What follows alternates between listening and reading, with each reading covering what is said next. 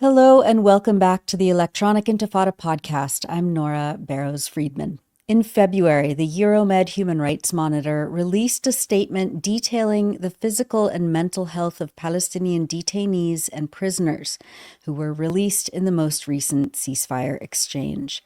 Quote, Israel's release of hundreds of Palestinian prisoners and detainees who arrived in the Gaza Strip recently in exceptionally poor health illustrates its ongoing use of torture to terrorize and persecute prisoners and detainees and break their will until the very end of their detention. The effects of torture were clearly evident, with the emaciated bodies of the released individuals reflecting the severity of systematic crimes and inhumane treatment that exceed all legal and moral bounds. Euromed Monitor also noted that the atrocities occurring in the Israeli prisons are among the worst violations recorded by human rights organizations worldwide. Meanwhile, a new United Nations report concludes that Israel has carried out, quote, genocidal acts against Palestinians by systematically destroying women's healthcare facilities during the war in Gaza, and that Israeli soldiers have used sexual violence as a war strategy.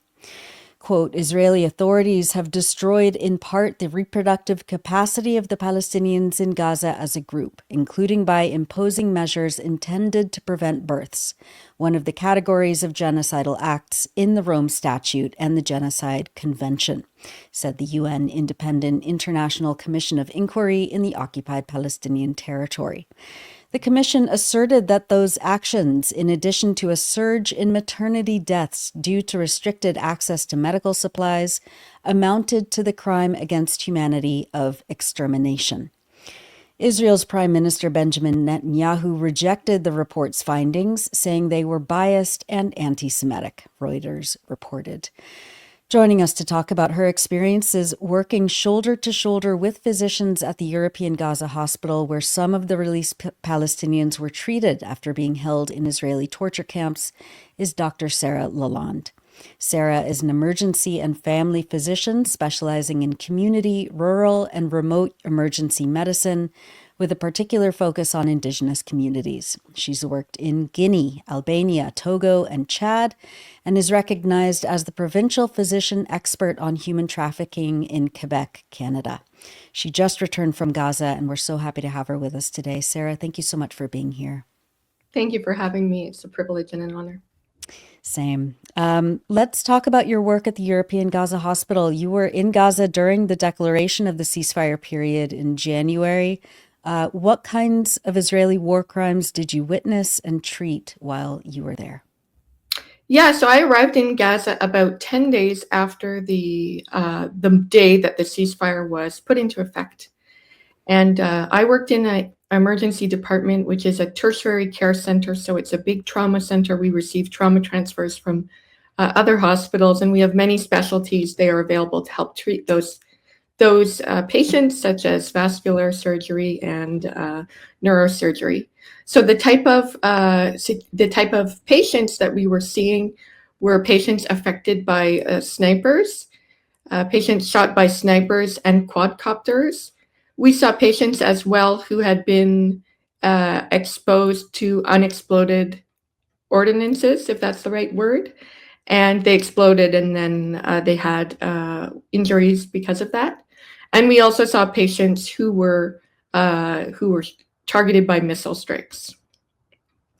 And yeah, describe the daily work that you and your colleagues did. What was it like treating patients with, limited resources, limited medications, limited supplies, no to little electricity? Describe a day in the life of a doctor there. Well, the day started with we met together in the morning to discuss the cases that had happened overnight. And then throughout the day, we received a variety of patients like the ones I described. So in terms of, if we go into a little bit more detail about the patients who were shot by snipers, most of them were shot in a way that demonstrated that they did not pose any danger to the people shooting them. For example, I'll tell a story of an 8-year-old boy. So there's a little 8-year-old boy, And he wanted to go home. His parents told him not to go home. But, he's a little boy. He wants to go home. And he went to his home alone. And while he was there, he was targeted by snipers, and he ran away, of course. And as he ran away, they shot at him. And he came to our emergency department with multiple wounds, and he was there alone because his parents, it took them some time to get to our emergency department. So he was there alone in our emergency department. And he was really scared. You can imagine, you're an 8-year-old kid, you've just been shot. Now you're in the emergency department, lying on a bed, looking up. All these people are looking at you. He had to undergo a prolonged repair of a laceration, and that was really difficult for him. And part of our role as physicians is to treat people's pain and their suffering, and of course, fear affects all of our experience of pain when we're in that situation. So that's a case that really stuck with me, and that was the difficult part of the case, to manage the patient when his mom wasn't there and to provide him with the right services in that resource limited setting. And also, there was a beautiful moment when his mom came, and the look of love and joy on his face and also on his mother's face as they met for the first time after that incident. And then I got to follow up with him when he was in the ward and continue that relationship with the family, and I'm still in contact with them. Good.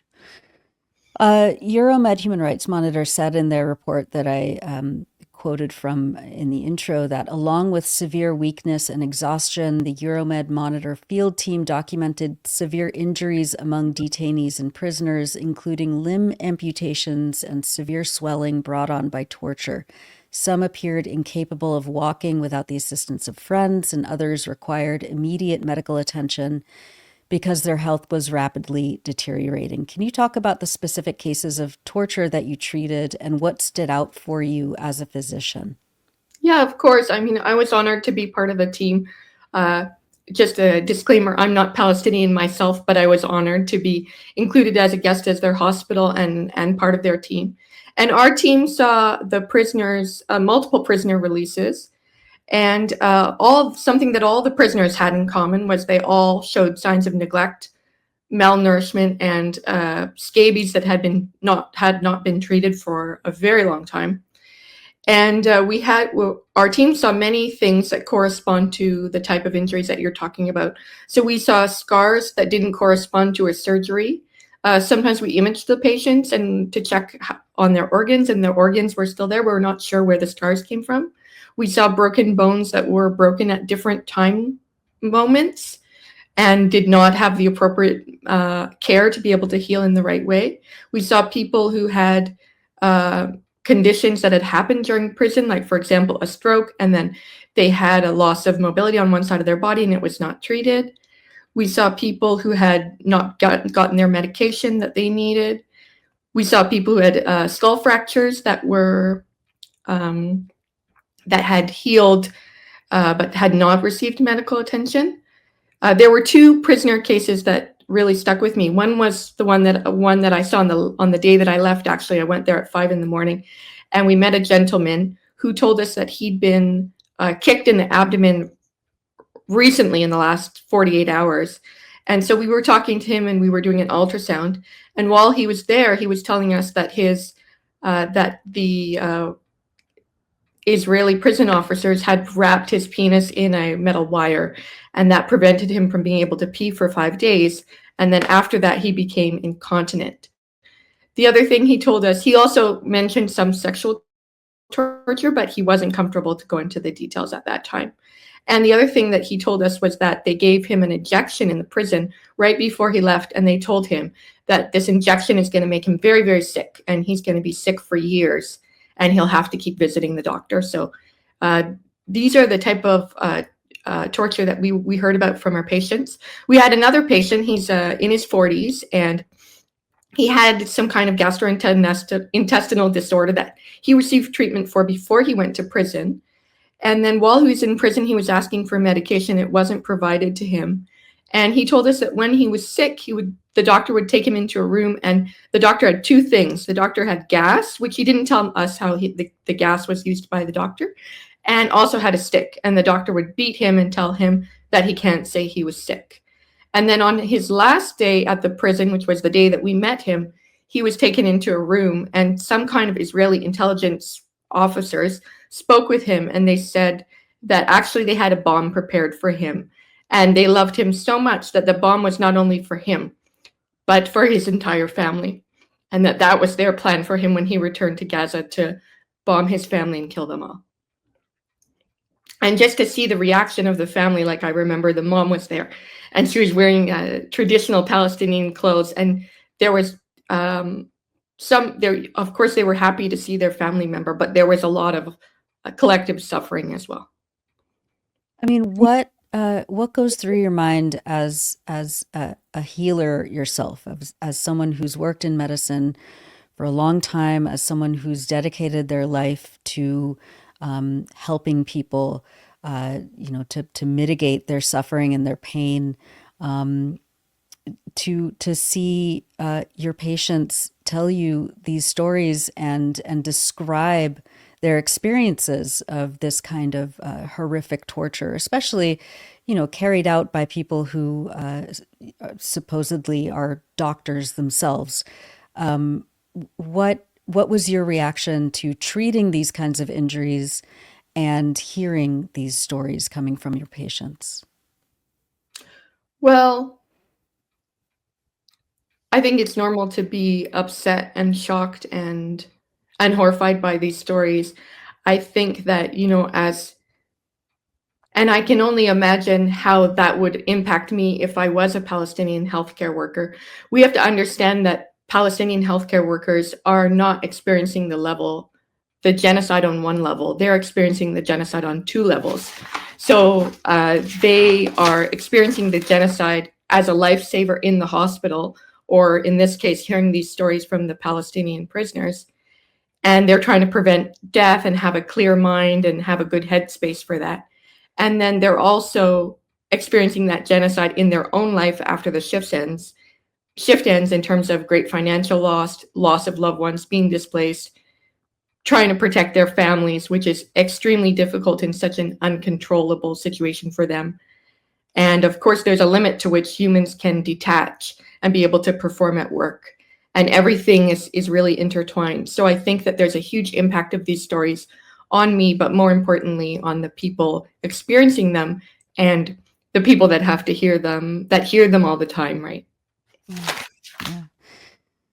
Sarah, you've worked in a number of places around the world where your patients have been victims of colonialism or political instability. Were you prepared for what you saw in Gaza? That's a great question. I want to go back to your last question for a second. You were talking to me about the prisoners, and, as physicians, we need to think downstream and upstream at the same time, right? We need to think about, what does the person have in front of me and how can I help this individual patient? But we also need to think about, why does my patient have this problem? Like, why does my patient have a skull fracture? Why does he have a stroke? And that's why, as physicians, even though we're not politically trained, or this might not be politics is not our field, we need to advocate for our patients to say, how did they end up in this situation? Like, yes, we're going to help the 8-year-old boy who was shot by a sniper, but what's the underlying reason that that child was shot by a sniper? And how can we help with the bigger system of injustice that led to that one event? Yeah. So you were asking me about my reaction to seeing Gaza and to seeing the patients. Well, my reaction is a normal reaction, which is to be dumbfounded or horrified or appalled, or English doesn't really have the word for it. But I think that in terms of our reaction to that, we need to think about the reasons why that's happening and to have empathy for the people experiencing that. And, people keep asking me, many people from Gaza said to me, oh, what do you think of Gaza? What do you think of Gaza? And my answer to them was that the people of Gaza are strong, that they're beautiful, and that they deserve everything good. So if I wouldn't accept a condition, like I live near the trauma center in Montreal, right? So if I wouldn't accept that my colleagues who work at the trauma center down the street in Montreal would be tortured, killed, displaced, lose electricity, lose access to their money, and all the other things that Palestinians are experiencing, whether they be healthcare workers or the recipients of healthcare, then why would I accept that for anybody else? Yeah, yeah. I think that you hit the nail right on the head there. I mean, and just the, before the 15, 16 months of genocide and genocidal attacks on Gaza, there was 17 years of a blockade. Where the hospitals, before they were all obliterated and bombed, and the directors of those hospitals were abducted and put into torture camps, the hospitals in Gaza were already running at, a limited capacity, to say the least. Certain basic medications were not available to people in Gaza under the blockade that began, 17 years before. You were there at the declaration of the ceasefire, as you said. How can you assess the level of medication and medical equipment that was needed and that was able, to be accessed, in the weeks following the ceasefire? And I'm just thinking about now, we're recording on March 14th. This is now the 13th day in a row that Israel has closed the crossings to all humanitarian aid, including food and medicine and fuel and construction supplies, etc. How can you assess how your colleagues in Gaza are able to operate at this level? Yeah, well, I think your question has two great parts. So I'll start with the supply part of it. So I think that, we observed firsthand, and my colleagues who are still there continue to observe a shortage of equipment, instruments, medication. There are a lot of makeshift solutions that need to be used that are not ideal, but that we have no choice but to use. We've been reusing disposable equipment. We have a lack of mechanical ventilators. We have a lack of ways to monitor the patient. For example, we have SAT probes that go on the finger, but we don't have the ones that go on the ear or the forehead. So if the patient is really sick and there's not enough blood flow to their finger for the SAT monitor to work, we're not going to be able to monitor that patient's pulse and oxygen saturation. We're lacking capnography, meaning the ability to measure the carbon dioxide, which is really important during sedation, during CPR, and after intubation. The tools that we are using, for example, the CT scanner, which was in disrepair and was repaired last year, has a black spot on the CT. So every CT has the same black spot on it. So the quality is not optimal. And the parts, of course, for the CT scanner are not there to be able to fix it. The MRI, which did work at one point, is completely unable to work. And then there's the whole level of analgesia. So we're lacking, when I was there, we didn't have any oral analgesia for children or adults. And in terms of anesthesia as well, we were missing quite a few things. And we were lacking a lot of things to help us monitor our patients, like the paper for the ECG machine, the blood pressure cuffs, and some of the suture packs were not actually meant to be used on humans, but we were using them on humans. So there's a lot of supply medication issues going on. And since the crossings have closed, there's a big impact. First of all, there are many patients that need to travel urgently to complete their medical management, and they can't do that. But also there's no more stuff coming in. So the situation now is worse than when I was there. And then I think you were asking about as well the impact on my colleagues, right? Yeah. So in medicine, we're using our brain and our attention to be able to figure out what our patient has. We know that history, everything that we do in medicine is about taking a good history. And you can imagine that if you're living in a tent, you're lacking resources, you don't have access to water, you're child might not have as good access to food, and there's loud drones at night, that you might not be sleeping that well, in addition to all the mental health after effects of being a physician or a nurse during a genocide. And so your attention span might not be what it normally would be if you were well rested and in a different situation. So that's another way that the healthcare system is being destroyed. And that reminds me of one night I went to the ER, but in a more informal way, and I sat with the nurses. And the nurses started talking to me about their experiences during the genocide. They started talking. One of them told me that on the first day of the genocide, he was sitting outside drinking a coffee with his boss after a 16-hour shift. And then it was a wonderful, beautiful day. And then he came in, he understood the war would begin. He went inside, and they had a mass casualty box. And in the mass casualty box, they had 10 times the amount of gloves that they would use in an 8-hour shift. And he told me that those gloves were used up in 5 or 10 minutes on the first day of the genocide.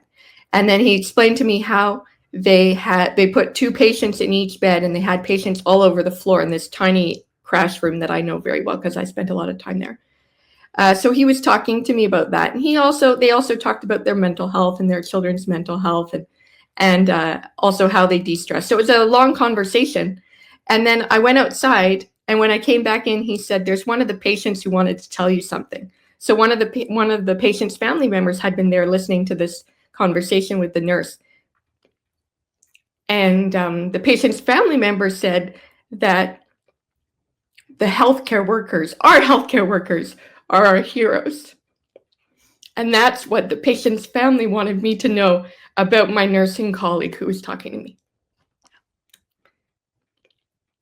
I mean, as you've come back to Canada, and as you continue to recount these experiences to media or to your colleagues, what stories, images, experiences do you keep thinking about, and how has your work changed, if it has, as you've begun to unpack, your work in Gaza?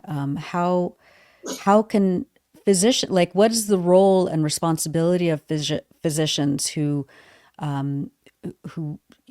go to Gaza to work shoulder to shoulder with Palestinian doctors and nurses, in terms of activating, Western medical institutions to do something about the genocide, about Israel's violence and the ongoing war crimes that are still being perpetuated, whether or not there's a formal ceasefire? Yeah, well, my answer to the second part of the question has to do with solidarity. So I like to think of things in simple terms. And solidarity for me is about being with people in their situation of oppression. And solidarity is not solidarity unless it costs you something. It's like anything in life worth having. You can't say, "Oh, I'm going to be a mother, I'm going to be a father, but I'm not going to make any sacrifices." It's not going to work. And I think that what our colleagues would ask from us is to show them that solidarity and be with them. And I think that in multiple disciplines, at times, people are not feeling that. Like I spoke with a journalist while I was in Gaza, and she said that she didn't feel supported by the international journalist community. I'm not saying that's representative of everyone, but that was her individual feeling on the day that I spoke with her. So I think that solidarity is really important. Concrete solidarity is really important. And asking people, what do you want me to do for you? Not deciding what we should do for them, but to say, oh, you're in this situation, which is not a situation I'd like to be in, and how can I come alongside you, and what do you need from me? And that is a way that respects the honor, dignity, and personhood and strength of the person in front of us. Yeah. So that would be my answer to that question. When I think about stories that stick with me, I could sit here for at least 8 hours and tell you stories. I made a poster and I came up with 46 different stories or different moments. And I'll start by telling you about two of them. So the first one is a 40-something-year-old man that I saw in my first few days there. He was a really, really sick guy. He came in, he'd been shot by a sniper multiple times, and he required multiple chest tubes, intubation, multiple trips to the operating room, multiple involvement of multiple subspecialties. And I was really worried that our patient was going to die. And what made it even more real for me was that his nephew was a nurse at another location and came and was in the resuscitating room with us while we were trying to take care of the patient. And I went to go visit him quite a few times when he was staying on the ward. And when I talked to him about his story, he said to me, why was I targeted? Like, I'm a 40-something-year-old man. He has 6 kids. He has a job that has no relevance to politics or military, doesn't own a gun. Like, he was saying, why was I targeted? And why is it that, and is telling my story to the world going to actually accomplish anything? And I got to meet his wife and some of his children, and he asked me to tell his story, which is why I'm sharing it with you. And there was another child that I interacted with, a 15, 16, 14-year-old, around that age boy. And there were a few boys that were together, all underage. The 3 of them came to our hospital, and one of them was sick and was very sick. He went to the ICU, and I went to go visit him on the ward. And despite the fact that he's underage, you could tell he was trying to be a man in the best sense of the word, in the most honorable way. So every time that we would go visit him, he would give us his most expensive possessions, which was apples, which were really expensive at the time I was there. And he was very kind to me and my translators, and welcoming us to come see him every day. And also he told us that the best moment of his day is when he wakes up and he sees his mother's face. So it just helps me to keep in mind, we hear stories on the news about people being hurt or dying, and each of those people is a wonderful creature that, we would value so much if we had the opportunity to meet them. Yeah, I mean, each person, is someone's entire universe. And I mean, I think that's part of the tactic of dehumanization of Palestinians, not just over the last, year and a half, but over the last 80 years, has been trying to, make their suffering normalized, make, Palestinians being killed, being shot at, being disappeared, just, something natural. And so I really am grateful that you've come back to tell these stories, and that you're finding ways to remain and strengthen that solidarity that you've been practicing. So I'm so grateful. I know our audience is very grateful for that. What's next for you? Where can people find your writing or images or testimonies? Tell us how people can follow you. You can follow me on Instagram at dr.sarah.lalonde. Wonderful. Dr. Sarah Lalonde, thank you so much for your work and for being with us on the Electronic Intifada podcast. Thank you for having me.